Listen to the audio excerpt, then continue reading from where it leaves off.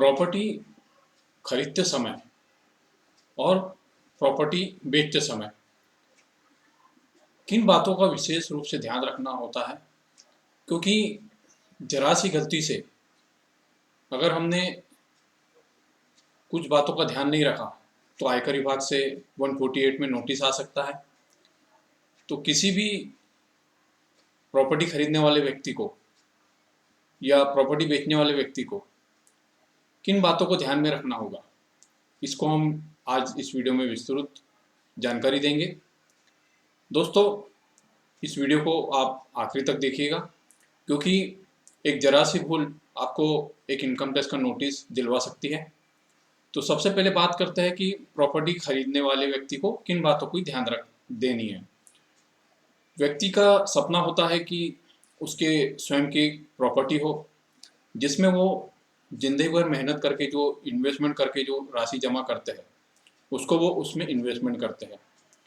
तो प्रॉपर्टी जब भी खरीदे तो विशेष तौर से ध्यान रखें कि बैंक चैनल के माध्यम से इसका पेमेंट करें।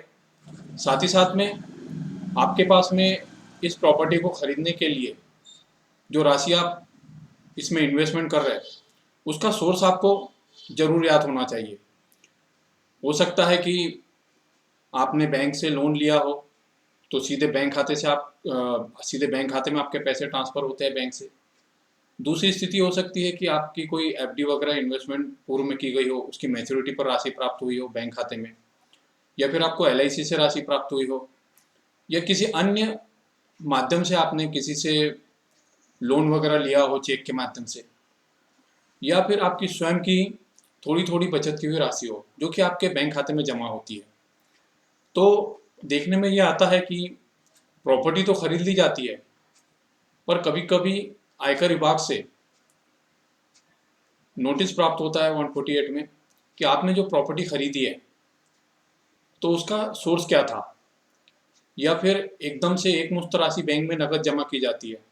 तो आयकर विभाग उस समय भी ये आपसे नोटिस देके पूछ सकता है कि आपने इतना अमाउंट जो आपके बैंक खाते में जमा किया है वो आपको कहाँ से प्राप्त हुआ। तो उस स्थिति में ध्यान रखना होता है कि आजकल बैंकों के माध्यम से आयकर विभाग को जानकारी दी जाती है। जब भी आप प्रॉपर्टी खरीदते हैं आपकी रजिस्ट्री होती है तो स्थानीय रजिस्ट्रार द्वारा आयकर विभाग को जानकारी दी जाती है। तो थर्ड पार्टी इंफॉर्मेशन के माध्यम से आयकर विभाग को आपके द्वारा किए गए फाइनेंशियल ट्रांजैक्शन की जानकारी प्राप्त होती रहती है। तो इसमें हम आपको विशेष तौर से ये बताना चाहेंगे कि जब भी आप कोई प्रॉपर्टी खरीदे तो उसका सोर्स प्रॉपर रखें, और साथ ही साथ में आपका आयकर रिटर्न प्रतिवर्ष जरूर भरें, जिससे कि आपको मिलने वाले नोटिस से आप बच सके। कई बार देखने में आता है कि 148 का नोटिस आयकर विभाग द्वारा जारी किया जाता है। इसके तो कई कारण होते हैं। हो सकता है कि आपने आयकर रिटर्न ही नहीं भरा हो संबंधित वर्ष में जिसमें आपने वित्तीय ट्रांजैक्शन किया हो, या फिर आपने बैंक में लमसम राशि जमा की हो तो बैंक उसका सोर्स जानना चाहता। आपने जिस बैंक में जिस बैंक के खाते में राशि जमा की है तो आयकर विभाग उसका सोर्स जानना चाहता हो कि भाई आपने ये जो इतनी राशि बैंक में जमा की है तो उसका सोर्स क्या था, वो आपको कहाँ से प्राप्त हुआ। या फिर आपने जो प्रॉपर्टी खरीदी है तो आपने जो प्रॉपर्टी खरीदी है तो उसका सोर्स क्या था। तो आप चाहे किसी भी कैटेगरी के एसएससी हो, किसी भी प्रकार का आयकर रिटर्न भरते हो, आयकर रिटर्न में चाहे आयकर रिटर्न सैलरी पर्सन द्वारा भरा जाता हो या हाउस प्रॉपर्टी से इनकम वाले एसएससी द्वारा भरा जाता हो, या फिर profit and business and profession gain से आपकी इनकम हो, या फिर कैपिटल गेन से अगर कोई प्रॉपर्टी आपने बेची हो तो उससे आपको जो भी राशि प्राप्त हुई हो तो इनकम फ्रॉम कैपिटल गेन की स्थिति हो सकती है, अदर सोर्सेज की हो सकती है। तो आयकर विभाग में जो रिटर्न भरे जाते हैं वो कई प्रकार के होते हैं। अलग अलग कैटेगरी के हिसाब से, अलग अलग इनकम सोर्स के हिसाब से अलग अलग प्रकार के रिटर्न भरने होते हैं करदाता को। तो मुख्यतः जब भी प्रॉपर्टी खरीदे तो कुछ बातों का ध्यान रखें, और इसमें विशेष तौर से ध्यान रखें कि अगर मान लो आपकी प्रॉपर्टी की जो आप खरीद रहे हैं उसकी वैल्यू, कीमत 50 लाख से ज़्यादा है तो आपको प्रॉपर्टी का जब भी आप रजिस्ट्री कराएंगे तो उस समय जिस व्यक्ति से आप प्रॉपर्टी खरीद रहे हैं तो उसके पैन कार्ड पे आपको टीडीएस डिडक्शन करना है। अब यहाँ पर मुख्य रूप से ये ध्यान देने वाली बात होती है कि आपको क्लियर होना चाहिए कि आप किस नाम से प्रॉपर्टी खरीद रहे हैं। आप जॉइंट नाम से भी खरीद सकते हैं, एक या दो व्यक्ति मिलकर भी खरीद सकते हैं। तो आपके पैन कार्ड बने हो, साथ ही साथ में आपके पैन कार्ड आधार कार्ड से लिंक हो। लिंक ना होने की स्थिति में टैक्स डिडक्शन कहो या फिर आपके ऊपर जो लगने वाली पेनल्टी है वो एप्लीकेबल हो जाती है। अभी जो स्थिति है, अगर किसी एसएससी का पैन कार्ड आधार कार्ड लिंक नहीं है तो मिनिमम पेनल्टी भर के उसको लिंक किया जा सकता है पैन कार्ड आधार कार्ड को आपस में।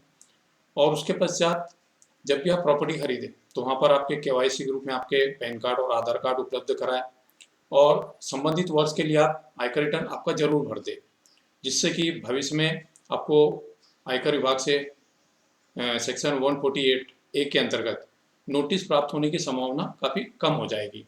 तो एक स्थिति ये हो गई। दूसरा हम बात करते हैं प्रॉपर्टी बेचने वाले के स्थिति में। अगर कोई व्यक्ति प्रॉपर्टी बेचते हैं तो सबसे पहले तो उनको उनके आपके केवाईसी प्रॉपर रखना है। प्रॉपर्टी जो बेची जाती है वो एक व्यक्ति के नाम से भी हो सकती है या जॉइंट नाम से भी हो सकती है, तो उनको उनके पैन कार्ड बने होने चाहिए। पैन कार्ड आधार कार्ड आपस में लिंक होना चाहिए। यहाँ पर विशेष रूप से जब आप रजिस्ट्री कराते हैं तो आपको केवाईसी रूप में आपका पैन कार्ड आधार कार्ड रजिस्ट्रार को देना होता है। थर्ड पार्टी इन्फॉर्मेशन के अंतर्गत रजिस्ट्रार जब भी आप प्रॉपर्टी बेचते हैं तो उसकी जानकारी आयकर विभाग तक पहुँचाते हैं। ये जो कि जानकारी आपके 26S, TAS और AIS में वो हाईलाइट होती है। तो आप आयकर विभाग को ये मालूम पड़ जाता है कि संबंधित ये जो पैन कार्ड है इस पर ये फाइनेंशियल ट्रांजैक्शन इस वर्ष में हुआ है। अब ध्यान देने की बात है कि जब भी आप प्रॉपर्टी बेचे तो आपका पैन कार्ड आधार कार्ड लिंक जरूर होना चाहिए, क्योंकि हो सकता है कि आपकी प्रॉपर्टी की कीमत अगर 50 लाख से ज़्यादा हो रही हो तो उस कंडीशन में प्रॉपर्टी खरीदने वाले व्यक्ति के द्वारा आपके पैन कार्ड पर टीडीएस काट कर आपको राशि बाकी भुगतान की जाएगी। यहाँ ध्यान देना है कि अगर मान लो आपके प्रॉपर्टी जो आप बेच रहे हैं उसकी कीमत 50 लाख से ज़्यादा है और प्रॉपर्टी खरीदने वाले ने अगर इस पर टीडीएस डिडक्ट किया तो 1% करेगा। लेकिन अगर इसके अतिरिक्त दो कंडीशन और है कि अगर मान लो आपका पैन कार्ड आधार कार्ड लिंक नहीं है तो उस स्थिति में वो 1% से बढ़कर 20% हो जाएगा। तो कुल जो 100% राशि आपको मिलने वाली है उसमें से 20% वो टीडीएस के रूप में काटेंगे, शेष राशि आपको बैंक चैनल के माध्यम से वो पेमेंट करेंगे। तो जो 20% राशि जमा होगी फिर वो आपके पैन कार्ड के माध्यम से आपके 26S, TIS, AIS में हाईलाइट होगी। रजिस्ट्रार द्वारा थर्ड पार्टी इंफॉर्मेशन के रूप में वो आयकर विभाग को जानकारी प्राप्त होगी।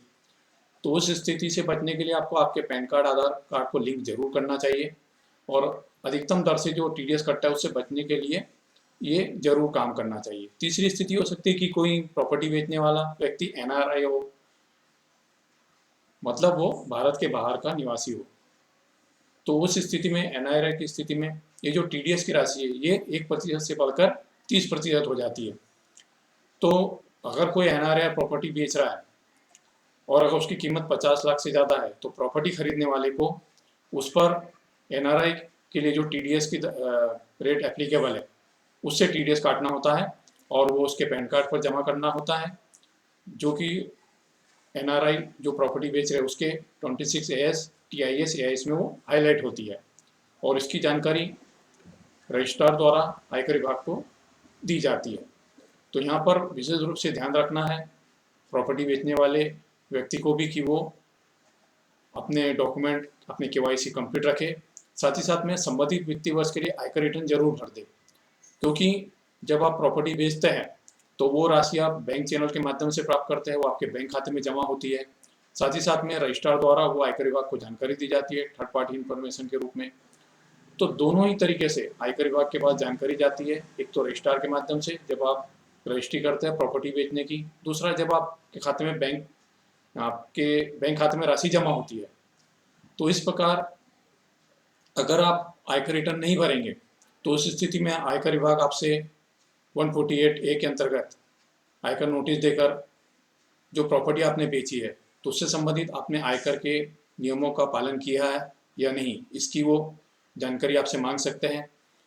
साथ ही साथ आपने जो प्रॉपर्टी बेची है उस पर आपने कैपिटल गेन का जो इनकम के जो सोर्स होते हैं उसमें एक सोर्स होता है income from capital gain tax, तो उसमें वो आपसे जानेंगे कि आपने जो प्रॉपर्टी बेची है तो क्या आपने उसका कैपिटल गेन टैक्स भर दिया है। इसमें भी कई स्थिति उत्पन्न हो सकती है। एक तो आपने प्रॉपर्टी बेची और उस प्रॉपर्टी का जो भी इनकम टैक्स था वो आपने भर दिया। दूसरी स्थिति ये हो सकती है कि आपने जो प्रॉपर्टी बेची थी उसके लिए आप कोई दूसरी प्रॉपर्टी खरीदना चाहते थे, तो उसके लिए आपने किसी नेशनलाइज बैंक में कैपिटल गेन बैंक खाता खोला हो, उसमें राशि जमा की हो, तो आप आपके आयकर रिटर्न में ये जानकारी आयकर विभाग को दे सकते हैं। साथ ही साथ में अगर आप आयकर रिटर्न भरने की तारीख तक और कोई दूसरी प्रॉपर्टी खरीद लेते हैं तो उस स्थिति में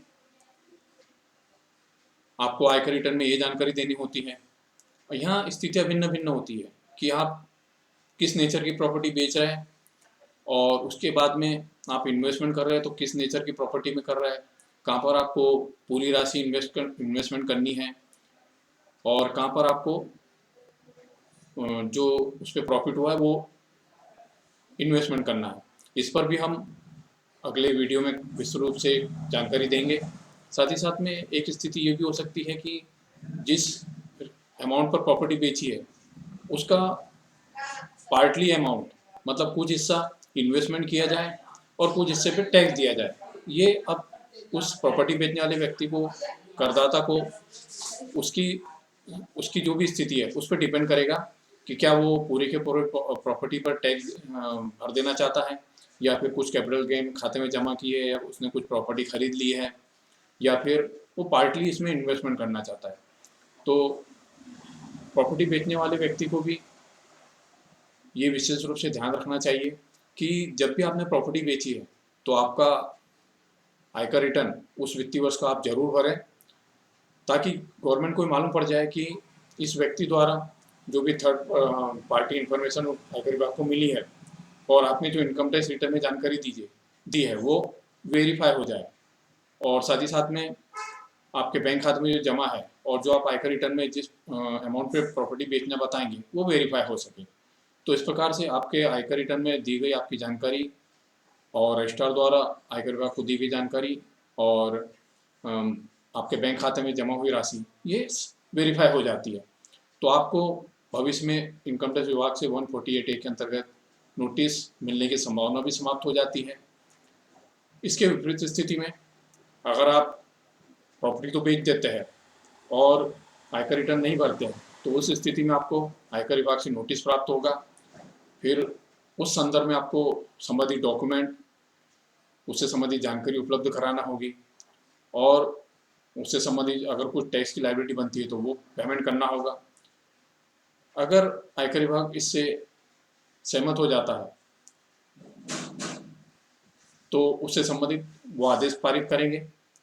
तो विशेष रूप से ये ध्यान रखना है प्रॉपर्टी बेचने वाले को और खरीदने वाले को कि वो जब भी प्रॉपर्टी खरीदे या प्रॉपर्टी बेचे तो उसकी अपनी KYC वो कंप्लीट रखे और आयकर विभाग से मिलने वाले 148A के नोटिस से बचने के लिए अपना उस वर्ष का आयकर रिटर्न जरूर भरे।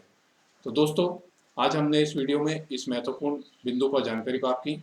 दोस्तों अगर आप हमारे इस YouTube वीडियो पर नए हैं, पहली बार हमारा वीडियो सुन रहे हैं, तो महत्वपूर्ण जानकारियों के लिए हमारे इस YouTube चैनल को आप सब्सक्राइब करें, लाइक करें और आगे भी इसको फॉरवर्ड करें। और दोस्तों आपको अगर प्रॉपर्टी आप बेच रहे हैं या प्रॉपर्टी खरीद रहे हैं, आपको इससे संबंधित रियल एस्टेट पर या प्रॉपर्टी बेचने और खरीदने पर आयकर के क्या प्रावधान होंगे, इससे संबंधित अगर आपको कोई जानकारी चाहिए तो आप हमसे हमारे मोबाइल नंबर पर संपर्क कर सकते हैं। मोबाइल नंबर है 9300771422। मोबाइल नंबर मैं रिपीट कर रहा हूँ 9300771422 83497000286। मिलते हैं नए वीडियो में। धन्यवाद।